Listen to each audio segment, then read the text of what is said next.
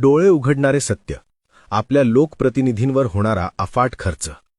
भारतात एकूण 4120 आमदार म्हणजे एमएलए आणि 4662 विधान परिषद सदस्य म्हणजे एमएलसी आहेत.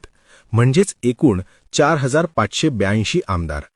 एका आमदाराचा पगार आणि भत्ते मिळून दरमहा सरासरी 2 लाख रुपये खर्च येतो. म्हणजेच दरमहा 91,64,00,000 रुपये. दरवर्षी साधारण 1100 कोटी रुपये. भारतात लोकसभा आणि राज्यसभा मिळून एकूण 776 खासदार आहेत.